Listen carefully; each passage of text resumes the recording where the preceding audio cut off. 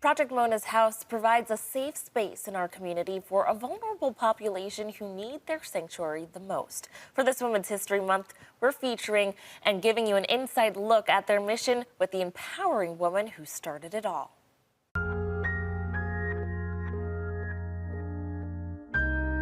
When I say the words human trafficking, your mind may jump to Hollywood movies like the series Taken, where the film shows us a dramatic kidnapping overseas. But founder of Project Mona's house, Kelly Diane Galloway, explains this is happening in our own backyard.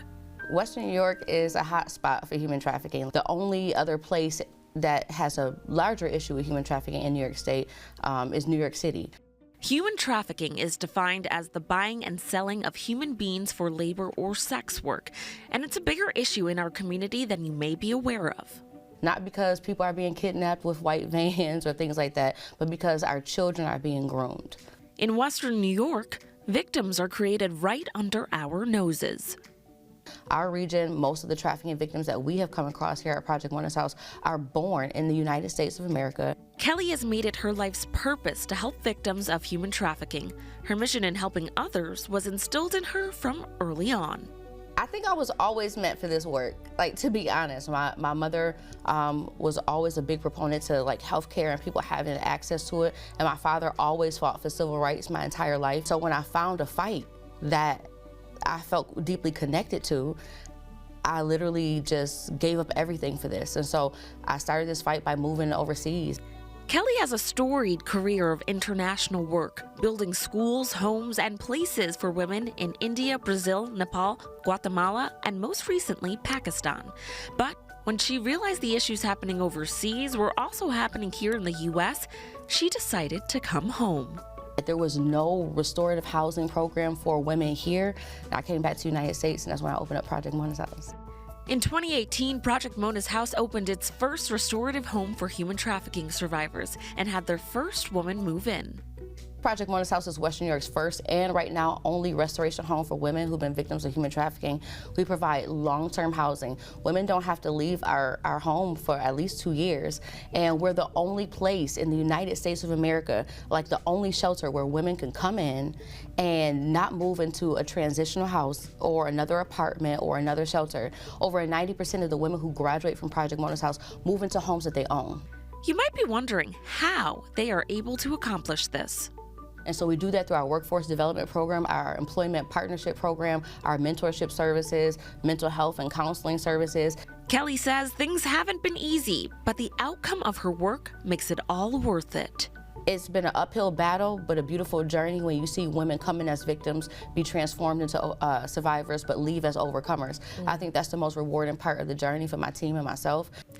The restorative homes and counseling services are all reactive to human trafficking. So Kelly also makes part of her mission focusing on prevention.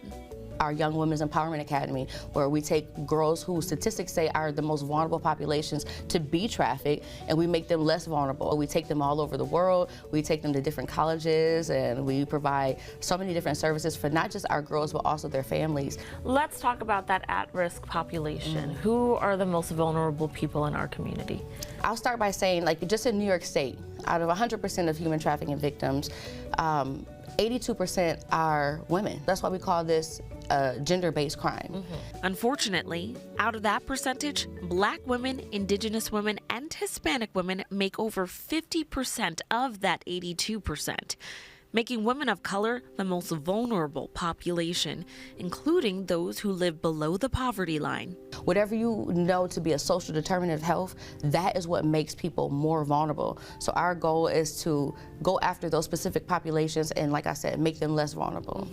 It makes sense because you said one of the biggest ways that we're seeing human trafficking here, especially in Western New York, is through that coercion.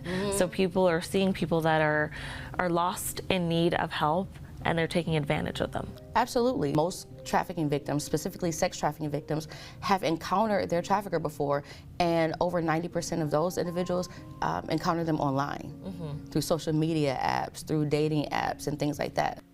There are victims who have been put in harm's way by people that were supposed to be protecting them. You have familial trafficking. We have so many individuals that we have served over the years who were sold into trafficking initially by their parent, or specifically just a guardian. We have a lot of parents who unfortunately suffer from substance abuse issues, and so in order to support those substance abuse issues, they will sell their children. For some families, being part of this cycle is all they know. You have families who don't really know what trafficking is or don't really see this as a problem. They see it as something where it's generational. A gut-wrenching truth in the issue of human trafficking is how young some of these victims are. I remember we had a 6th grader that was being forced to stand in the corner, and the police found her at like 2 or 3 o'clock in the morning. That's in Buffalo, New York. That's right here in Western New York. You deal with something so heavy every day. You're hearing the worst stories probably people couldn't even imagine. How do you take care of you so you can continue to help the women that come in here? I'm a woman of faith, so I have a deep relationship with God. I believe that I'm doing the work that I'm called to do. I didn't just pick this for myself, and so I don't believe that my strength just comes from myself. And secondly, I go to therapy. It's a requirement of everybody that's employed here. We all go to therapy. Kelly doesn't want her staff becoming numb to the stories they hear because having empathy is important to the work they are doing. If I'm gonna make it a requirement, then you shouldn't have to do it in your spare time, right? So schedule your therapy when you go on the clock, and then also we have fun on the clock. Because like you said, this work is heavy, but sometimes it's like, okay, we're gonna shut the center down for today and we're just gonna have fun. In her work to spread awareness about human trafficking, Kelly collaborated on a documentary reflecting on slavery and how it still exists today. I am only the third generation in my family to be born free, to not be born in a plantation. My ancestors were victims of human trafficking, the original victims of human trafficking here, along with indigenous individuals. Unfortunately, back then, you were trafficked because of the color of your skin. Now you can be bought and sold for sex, labor, medical experimentation through organ harvesting, and entertainment through porn and strip clubs and all these different things. And it doesn't matter what color you are now. It doesn't matter what your gender is, you just have to be a part of a vulnerable population.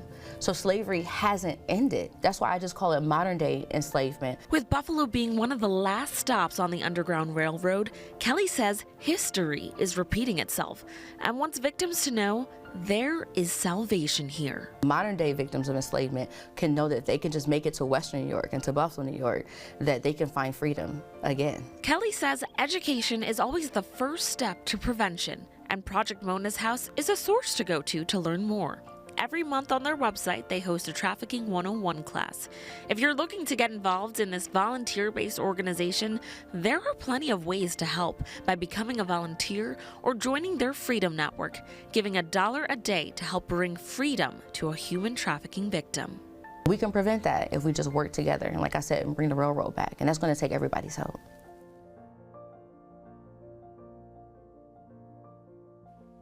You can learn more about their mission by visiting projectmonashouse.com. And if you or someone you know are in need of sanctuary from human trafficking, you can call 716-795-MONA to speak with them directly.